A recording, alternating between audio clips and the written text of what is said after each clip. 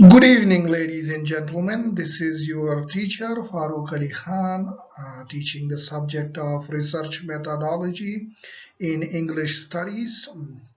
I welcome you all to this video right from my home in the middle of this holy month of Ramadan. Please remember me and my family in your prayers. In the meanwhile, let us also pray for all those people who are somehow suffering directly or indirectly from the global pandemic of coronavirus. So let's get straight back to our e-lecture, and our today's e-lecture is a classification of research in English linguistics and literature on the basis of purpose. Now, as far as classifying researches across the other disciplines are concerned, there are two major helpful ways in which research is viewed. The first one is categorization based on purpose, and the second one is categorization based on method. In terms of purpose, the degree of direct application of research to its grounded domains of investigatory areas might be termed as the purpose or classification by purpose, whereas the overall strategies followed in researches for the collection and analysis of data in their respective domains of studies might be termed as the method or classifying research on the basis of method. So as you can see on your screen, there are five distinct areas that are going to be discussed in this e-lecture. Without further ado, let's move on. So in terms of the purpose of research, we have five categories: basic, applied, evaluation, research and development, and action. Now, the first type or the first category of research by purpose in the areas of English linguistics and literature might be termed as basic research. It can be defined as the collection and analysis of data for the development or enhancement of a literary or linguistic theory. Now, as far as this basic research is concerned, this research has to do with the development or enhancement of a literary or linguistic theory. And we have certain examples here with us. The examples are the psychoanalytic theory developed by Sigmund Freud, or the psychoanalytic theory developed by Jean-Jacques Lacan, or the theory of English as a regional or global lingua franca developed by J.J., the concept or the theory of universal grammar developed by Professor Noam Chomsky, or the concept or linguistic theory of language that developed by Joshua Fishman. All these are examples of basic researches.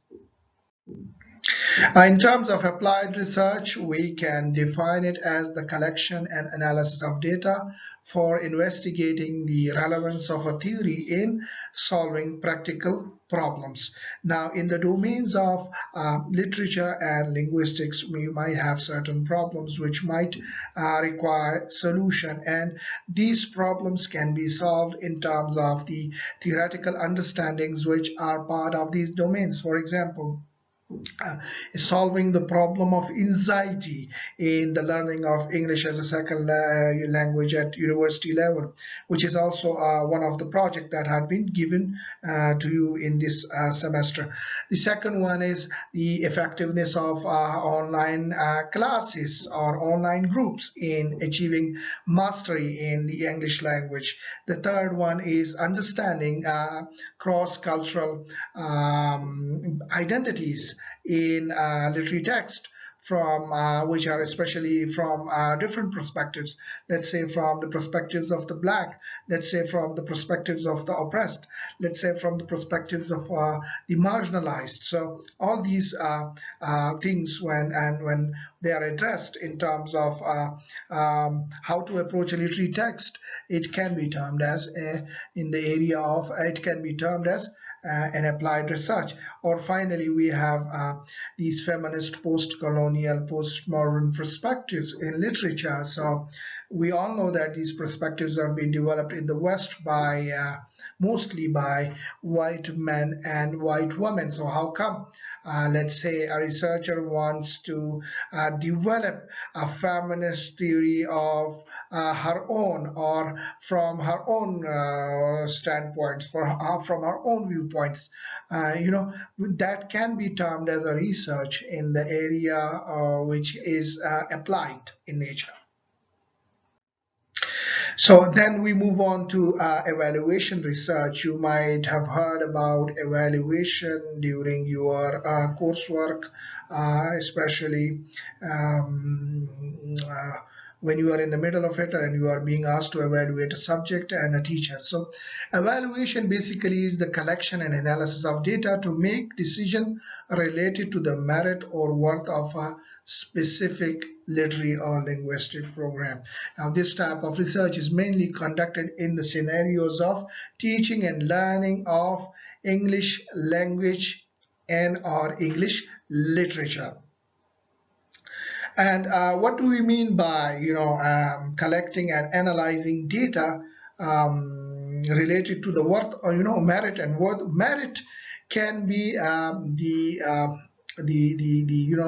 the goals that we want to accomplish in learning and teaching scenarios, and worth can be the values which are attached to participants who are part of this program. For example, values related to teachers, values related to students, gender values, political values, racial values, or any other type of values which are being important to them.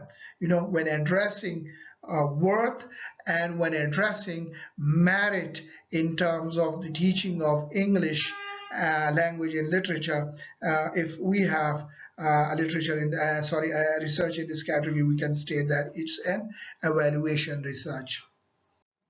In terms of evaluation research in the areas of English literature and linguistics, we have two types of evaluation, the formative evaluation and the summative evaluation.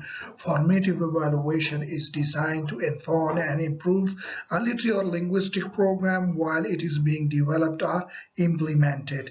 And summative evaluation is designed to make decisions regarding the overall quality of the program being evaluated. So the first one, formative, is actually a type of evaluation which is conducted basically at the beginning or during a program, and summative evaluation is based on the overall quality of the program which is being evaluated.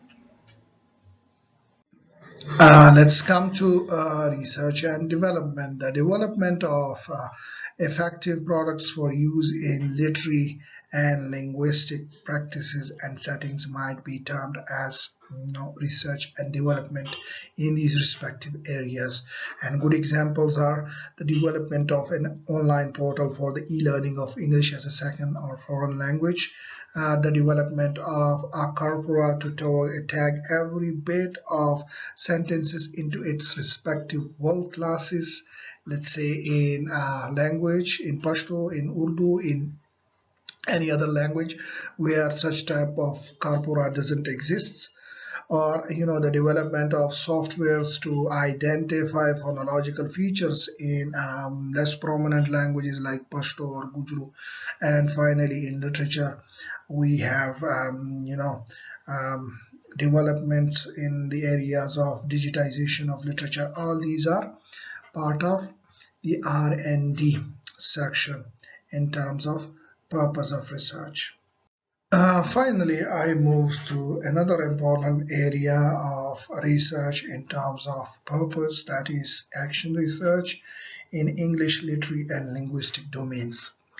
It can be defined as the collection and analysis of data for the provision of solution to practical and valued problems within the areas of English linguistics and literature. And the examples of these action research, or the example of action research can be addressing the grammatical mistakes of English language learners from the Department of English in our WhatsApp group. Strategies required for teachers to evaluate learners in online groups like WhatsApp, and uh, development of interdisciplinary approaches towards the study of literary works in our department. All these areas are associated, or they are action researches as per my knowledge and experience, because they address a problem which is there within our respective fields. Move on to our last presentation, that is a slide for the acknowledgement. Thank you.